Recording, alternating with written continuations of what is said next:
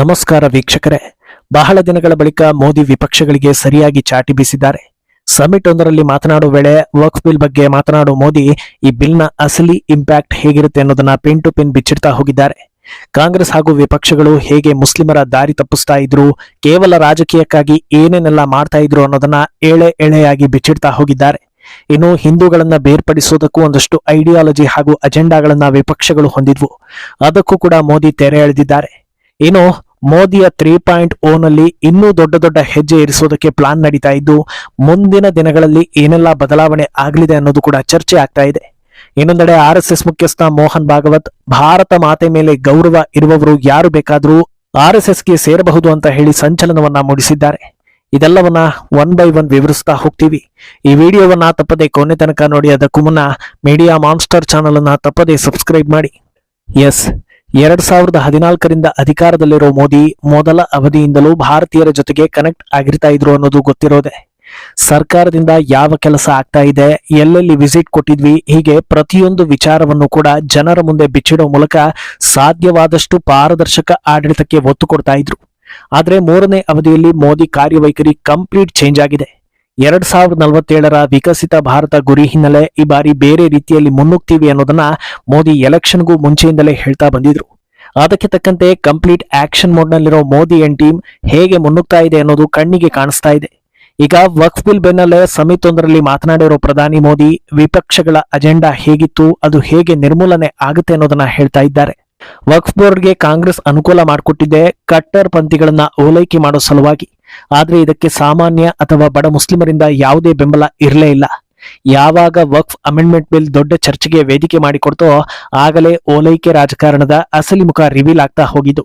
2013ರಲ್ಲಿ UPA ಸರ್ಕಾರ ವಕ್ಫ್ ಕಾಯ್ದೆಯನ್ನ ಸಂವಿಧಾನದ ಬೇರೆ ಎಲ್ಲಾ ಕಾಯ್ದೆಗಿಂತ ದೊಡ್ಡ ಮಟ್ಟದಲ್ಲಿ ಇಡೋ ಪ್ರಯತ್ನ ಮಾಡ್ತು.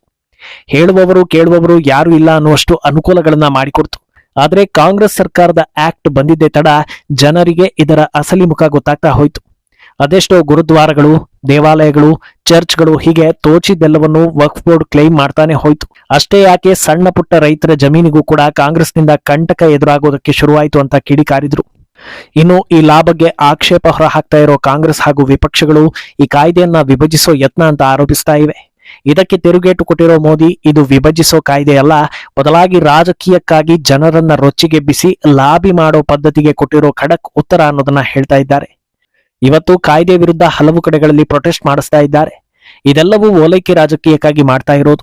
ಆದ್ರೆ ಈ ಕಾಯ್ದೆಯಿಂದ ಬಡ ಪಸ್ಮಂಡ ಮುಸ್ಲಿಮರು, ಮಹಿಳೆಯರು, ಮಕ್ಕಳು ಇವರೆಲ್ಲರಿಗೂ ದೊಡ್ಡ ಮಟ್ಟದಲ್ಲಿ ಅನುಕೂಲ ಆಗ್ತಾ ಇದೆ ಅಂತ ಹೇಳಿದ್ರು. ವಾಸ್ತವ ಏನಂದ್ರೆ, ವಕ್ಫ್ ಬಿಲ್ ವಿರೋಧಿಸಿ ಮಣಿಪುರ ಬಿಟ್ರೆ ಮತ್ಯಾವ ಬಿಜೆಪಿ ಆಡಳಿತ ಇರೋ ರಾಜ್ಯಗಳಲ್ಲೂ ಗಲಾಟೆ ಗದ್ದಲ ಆಗ್ತಾ ಇಲ್ಲ. ಆದ್ರಿಂದ ಬೇರೆ ಕಡೆಗಳಲ್ಲಿ ವಿಪಕ್ಷಗಳೇ ಇದನ್ನ ಮಾಡಿಸ್ತಾ ಇರೋದು ಅನ್ನೋದು ಕ್ಲಿಯರ್ ಆಗ್ತಾ ಇದೆ.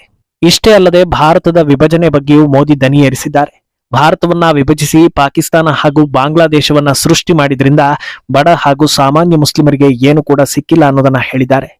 ಹಣವಂತ ಹಾಗೂ ರಾಜಕೀಯದ ಬಲವಿದ್ದ ಮುಸ್ಲಿಮರನ್ನ ಓಲೈಸೋ ಸಲುವಾಗಿ ಧರ್ಮದ ಆಧಾರದಲ್ಲಿ ದೇಶದ ವಿಭಜನೆ ಮಾಡಿದ್ರು. ಆದ್ರೆ ಯಾರದ್ದೋ ತೆವಲಿಗೆ ದೇಶ ಬಿಟ್ಟವರು ಅಲ್ಲಿ ಖುಷಿಯಾಗಿದ್ದಾರಾ ಅಂತ ನೋಡಿದ್ರೆ ಖಂಡಿತವಾಗ್ಲೂ ಇಲ್ಲ. ಪಾಕಿಸ್ತಾನದ ಪರಿಸ್ಥಿತಿ ಸುಧಾರಿಸಿದೆಯಾ ಅಂತ ಕೇಳೋದಕ್ಕೂ ಆಗದ ರೀತಿ ಎಲ್ಲವೂ ಜಗಜ್ಜಾಹೀರಾಗಿದೆ. ಇನ್ನು ಈತ ಬಾಂಗ್ಲಾದೇಶದ ಬಗ್ಗೆಯೂ ಪ್ರಪಂಚಕ್ಕೆ ಗೊತ್ತಿದೆ. ಒಳ್ಳೆ ಉದ್ದೇಶ ಇದ್ದಿದ್ರೆ ವಿಭಜನೆ ಆಗ್ತಾನೆ ಇರಲಿಲ್ಲ. ವಿಭಜನೆ ಆಗೋದ್ರಿಂದ ಒಳ್ಳೇದಾಗುತ್ತೆ ಅನ್ನೋ ಹಾಗಿದ್ದಿದ್ರೆ ಬಾಂಗ್ಲಾ ಜನರು ಇವತ್ತು ಅಕ್ರಮವಾಗಿ ಭಾರತಕ್ಕೆ ಬರೋ ಪರಿಸ್ಥಿತಿ ಬರ್ತಾ ಇರಲಿಲ್ಲ ಅಂತ ಜನರೇ ಹೇಳ್ತಾ ಇದ್ದಾರೆ. ತಡೆಯೇ ಇಲ್ಲದಂತೆ ದಿನದಿನಕ್ಕೂ ಎಲ್ಲೆ ಮೀರಿ ಹೋಗ್ತಾ ಇರೋ ಓಲೈಕೆ ರಾಜಕೀಯಕ್ಕೆ ಕಡಿವಾಣ ಹಾಕದೇ ಇದ್ರೆ ಇಂಥ ದುರಂತಗಳು ನಡೀತಾನೆ ಹೋಗುತ್ತವೆ. ಇನ್ನು ಇದೇ ವೇಳೆ 3ನೇ ಅವಧಿಯಲ್ಲಿ ಸರ್ಕಾರ ಹಾಕಿಕೊಂಡಿರೋ ಅಭಿವೃದ್ಧಿ ಕೆಲಸಗಳಿಗೆ ಹೇಗೆ ಶ್ರಮವನ್ನ ಹಾಕಲಾಗ್ತಾ ಇದೆ ಅನ್ನೋದನ್ನು ಕೂಡ ಮೋದಿ ವಿವರಿಸಿದ್ದಾರೆ. 2025ನೇ ವರ್ಷ ಬಂದು 100 ದಿನ ಪೂರ್ತಿ ಆಗ್ತಾ ಇದೆ. ಮೊದಲ 100 ದಿನಗಳಲ್ಲಿ ಅಡಿಪಾಯ ಅನ್ನೋ ಹಾಗೆ ಇಂತಿಷ್ಟು ಕೆಲಸಗಳನ್ನ ನಾವು ಮಾಡಲೇಬೇಕು ಅಂತ ಸಂಕಲ್ಪವನ್ನ ತೊಟ್ಟಿದ್ವಿ. ಅದರ ಭಾಗವಾಗಿ ಈಗ ವಕ್ಫ್ ಬಿಲ್ ಜಾರಿಯಾಗಿರೋದು. ಕೇವಲ ನಾವು ಅದನ್ನ ಮಾಡ್ತೀವಿ ಇದನ್ನ ಮಾಡ್ತೀವಿ ಅಂತ ಹೇಳಿದ್ರೆ ಅದರಿಂದ ಜನರಿಗೂ ಸರಿಯಾದ ಕ್ಲಾರಿಟಿ ಸಿಗೋದಿಲ್ಲ. ಆದ್ರಿಂದ ನಾವು ಏನೇ ಮಾಡಿದ್ರೂ ಅದನ್ನ ಪಾಲಿಸಿಗಳ ಮೂಲಕ ಮಾಡ್ತಾ ಇದ್ದೀವಿ. ವಕ್ಫ್ ಬಿಲ್ ಹೇಗೆ ಇಂಪ್ಯಾಕ್ಟ್ ಆಗುತ್ತೆ ಅನ್ನೋದು ಆಲ್ರೆಡಿ ಎಲ್ರಿಗೂ ಗೊತ್ತಾಗಿದೆ. ಇದು ಕೇವಲ ತಾತ್ಕಾಲಿಕ ಯೋಜನೆ ಅಲ್ಲ, ಭವಿಷ್ಯದ ದೃಷ್ಟಿಯಲ್ಲಿ ಮುಂದೆ ತೆಗೆದುಕೊಳ್ಳೋ ಹಲವು ಪ್ರಮುಖ ನಿರ್ಧಾರಗಳಿಗೆ ಈ ಬಿಲ್ ಜಾರಿ ಕನೆಕ್ಟ್ ಆಗಿದೆ ಅಂತ ಹೇಳಿದ್ರು. ಅಂದಹಾಗೆ ವಕ್ಫ್ ಬಿಲ್ ಈಗಾಗಲೇ ಕಾರ್ಯರೂಪಕ್ಕೆ ಬಂದಾಗಿದೆ. ಈ ಬಿಲ್ ವಿಚಾರದಲ್ಲಿ ಬಿಜೆಪಿ ಎಷ್ಟು ಫಾಸ್ಟ್ ಹಾಗೂ ನಿಖರವಾಗಿತ್ತು ಅನ್ನೋದನ್ನ ನೋಡ್ತಾ ಹೋದ್ರೆ ಅಚ್ಚರಿ ಆಗ್ತಾ ಹೋಗುತ್ತೆ. ಏಪ್ರಿಲ್ 2ರಂದು ಲೋಕಸಭೆಯಲ್ಲಿ ಈ ಬಿಲ್ ಮಂಡನೆ ಆಯಿತು. ಅವತ್ತೇ ಪಾಸ್ ಕೂಡ ಆಯಿತು.